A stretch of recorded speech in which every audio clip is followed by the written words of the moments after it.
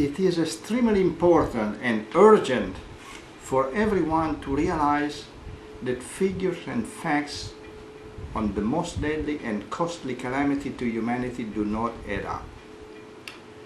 No war, disease, or natural disaster is taking 6.5 million premature deaths per year, younger than 75, with an economical cost of over $1.4 trillion per year like cancer does. We have known for 68 years that more than 50% of premature cancer death could have been avoided with early cancer detection. Here is a magazine of I can show it you close, National Geographic, October 1946. You can read yourself the detail if you go to the library and look at this issue. And there is an entire page dedicated to cancer. So in 1946, they were already stating that 50% of the premature death could have been saved with early cancer detection. So we have been knowing for 68 years that it was possible to save life on this. Things do not add up. We know that early cancer detection saves life, yet it is treatment for late detection which has received the majority of cancer funds these past 50 years. In fact, the cost of treatment have increased 100 times, obtaining meager results in an average life extension of only 4.4 months with the best chemotherapy drug.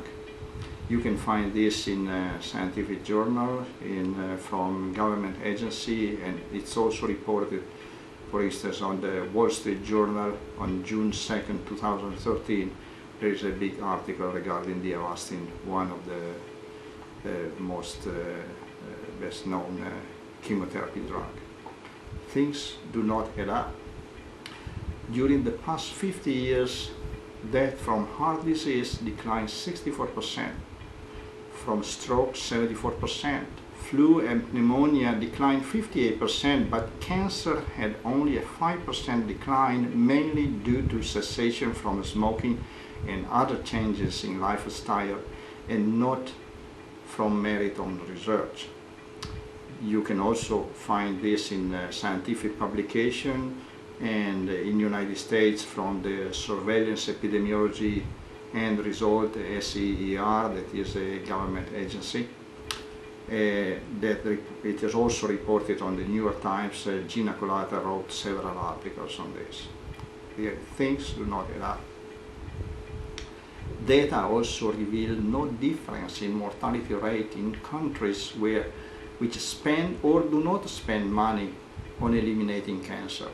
As you can see from this other publication here, from National Cancer Institute, and I got this book purchased at the National Cancer Institute, and inside there is a graph that has been, here it says the source of this graph, let me take the glasses, is source World Health Organization, data as adapted by American Cancer Society, showing the mortality for male, female, for 50 countries in the world, and if you will look the detail, you cannot read it from this video, but you can get the book. You will see that the one who spends more money are not at the bottom with a lower death rate, as you could imagine, because the one who spends the money, if he gets a return, he should have a lower death rate. No, at the bottom you have a country like Mexico, Thailand, and so on, that did not spend the money, and also other countries like Poland, that is just in between France and Germany and so on, but does not spend the money, does not have a different death rate compared to the other who spend money. So this is really the proof that the cancer business is not providing results. Things really do not add up. The other thing is the promised solution to the cancer problem is postpone year after year after asking more money, spending it, then asking for more money, and this has been going on from the foundation of the National Cancer Institute in 1937, and then since the declaration of war on cancer by President Nixon in 1971 with the Healthcare Act, until the recent promises every 5 to 10 years by UICC, Union International for Cancer Control in Geneva, NCI, National Cancer Institute, WHO, World Health Organization, to cut the cancer mortality rate, asking for more money, but without presenting a plan on how the target will be reached. Then the deadline that they promise is reached, and simply they postpone the target another 5 years, 10 years.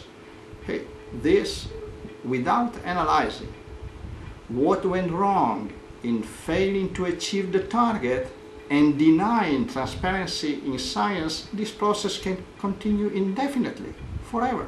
So who is responsible? We are all responsible. As citizens, we have a responsibility toward our friends who are dying prematurely, and for our own interest to avoid becoming a future victim. We have a responsibility to become informed and put pressure on our representatives, the media and scientists, to address the cancer problem in a transparent manner. But it is true that scientists, politicians, media have more power than we do. However, the power to address and fix inconsistency comes also from all of us who can understand dishonesty and can ask for accountability. We are a customer who should ask for what is in our best interest. For instance, is it honest to deny transparency in science? Is it honest for a decision maker to have known for 50 years about the inconsistencies of spending trillions of dollars and having no significant results in cancer death reduction? And the prediction by the World Health Organization that cancer death will double in the next 20 years, and yet they deny transparency in science and refuse to address this and other inconsistencies? Who is denying it? Who does not want to address issues that do not add up? Let's join together and ask with great respect, but also loud and strong, from governments and the media to address in a clear, transparent manner all these inconsistencies that do not add up. Let's make an effort to bring together around the table experts in different fields to discuss a solution to what does not add up. Specifically in scientific workshops, which need to be transparent, open and public, where scientists can question each other.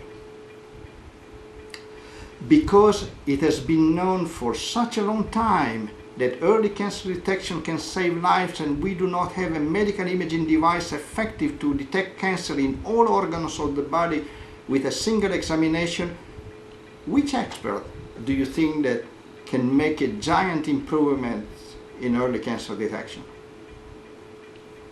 Do you think it will be the oncologist, the biologist, the chemist, the doctor?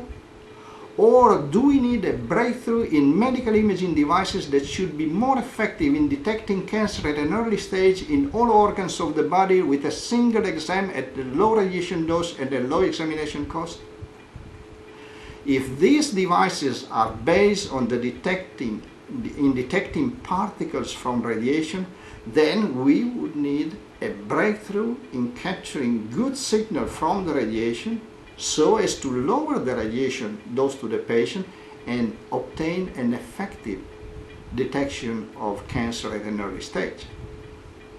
I invite you to read more at the website u2ec.org, express your idea at the blog, sign the petition to demand transparency in science by implementing the proposed workshop on November 9-15 at the 2014 IEEE Nuclear Science Symposium and Medical Imaging Conference that will be attended by 2,500 scientists.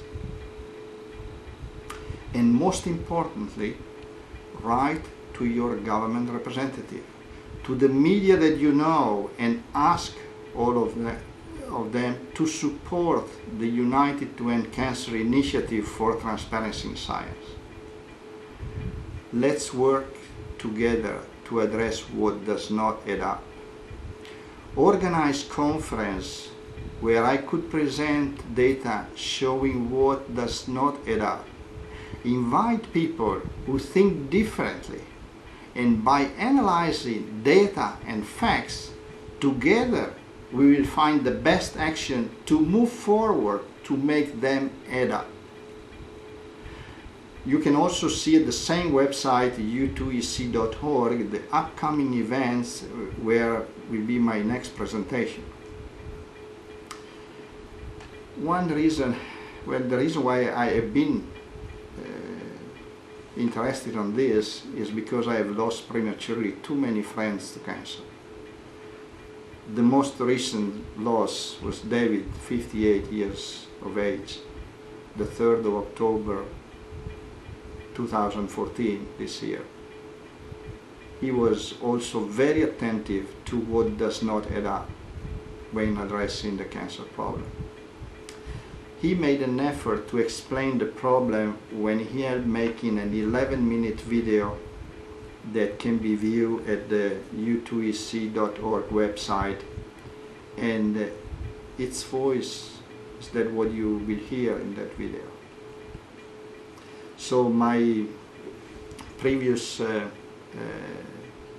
work, it was I spent a great portion of my life contributing to advancement in science and later to reduce cancer death, starting from the year 2000, when my attention moved from finding new particles to finding the mutation of the very first cancer cell. So at the beginning I worked at CERN, experiment for 17 years in designing instrumentation to measure events in physics experiment at the Gargamel chamber and at the big European bubble chamber, also called BEPS. Later I worked at the Delphi experiment at CERN in 1998 I submitted an application for a paid scientific associate position at CERN. And I was selected by two group leaders, Thor Linyard from the Data Handling Division and Pier Giorgio Innocenti from the Accelerated Superproton Synchrotron Division. Well, I was pleased because it's better to have two offers rather than none. But when I was asked to choose which one I prefer, my response was that I wanted to work for both projects, although I did not receive two salaries. CERN just gave me one salary. I had an office in France, CERN Privacent, and one in Switzerland, CERN Meyrin, and I was crossing the border at least 4 times a day. During my stay at CERN, Innocenti became director of the ECP division, Electronic Computing in Physics, one of the largest divisions at CERN. I then concluded the SPS project for the Q measurement. The Q measurement is to focus the beam that is running around the accelerator, so it needs to be well focused, and this fast electronics was controlling the beam. And the second project was a parallel processing hardware project for the Data Handling Division for the real-time processing of data acquired at very high speed from detectors. So for both this project I became expert in the use of DSP, digital signal processors, in high energy physics, and was invited to lecture at the CERN School of Computing in 1990. After this, I was then invited to work at the largest research project in the world at the superconducting super collider in Texas, which had twice the power 20 teraelectron volt of the LHC at CERN. Well, the design, because you know it was not completed. I arrived in Texas in July 1991, and I still live here. Because of my expertise in particle detection, my boss, it was Jim Sigrist, gave me the task to study the level 1 trigger for the $500 million GEM experiment. This is the technical design report of the GEM experiment. Just to give you an idea of the picture, was a detector 48 meters long and 13 meters in diameter, and my invention, my project is included in this document. Well, it was definitely one of the most challenging problems to solve in the experiment, because the trigger is a decision unit box that needs to select the good event out of 600 million events per second arriving at the detector. To give you a better idea, just you all know how a movie camera works, is recording 24 frames per second. The best one can record even up to 60 frames per second. Just think to have a camera that is recording 600 million or more than that frames per second. Well, if there would be a possibility to record all this data on a hard drive, it will fill all the hard drive of the planet in one day. So this is why it's important to have this decision box that is working properly to select the good frame, the good events. Okay, this decision box needs to work properly. Otherwise, if it doesn't work properly, the remaining electronic that comes afterwards, and the thousands of scientists will be analyzing useless data that will not contain the new expected particle predicted by the theoretical physicists, and billions of dollars would be wasted. 10 months, I was very pleased that 10 months later, I went to Jim Sigrist and told him that I found a very elegant solution that would satisfy the desire of all experimental physicists of our GEM experiment. However, I had to tell him that it will also solve the problem of the competing experiment, the SDC collaboration, solenoidal detector collaboration, SDC experiment. And not only that, it will also solve the problem of the experiments across the ocean at CERN and all the future experiments. Well, Jim Sigrist chose to support transparency in science by supporting my presentation at 3 international conferences in Europe and in the United States in 1 month. A few months later, the director of the Super Collider chose transparency in science, prioritizing the interest of advancements in science rather than self-interest, by not just allowing the GEM experiment to triumph with respect to all other experiments. So what he did, he requested a major public scientific review of my invention at Fermi National Laboratory on December 14, 1993. I went there and presented before the panel that was gathered from different parts of the United States and the world, at the auditorium before hundreds of scientists, and then for the entire day I was questioned by a smaller panel expert in different parts of the invention, and it was recognized valuable. However, when the 50 billion interest to build the LHC came into play, this transparency in science little by little disappeared.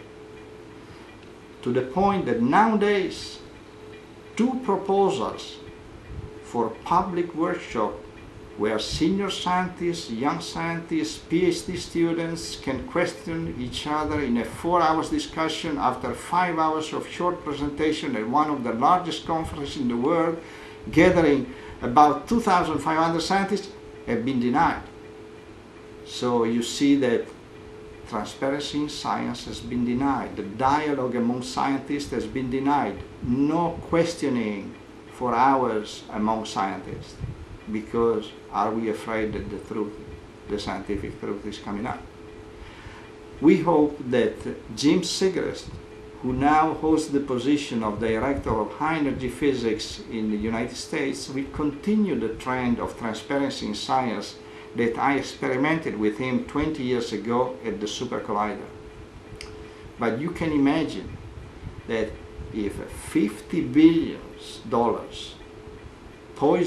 poison means with corruption, creative corruption, poison the field of particle physics that is supposed to be pure science, you can imagine how much power the $1.4 trillion per year cancer business can have to poison the science that is instrumental, that is the breakthrough element for making a big difference in effective early cancer detection.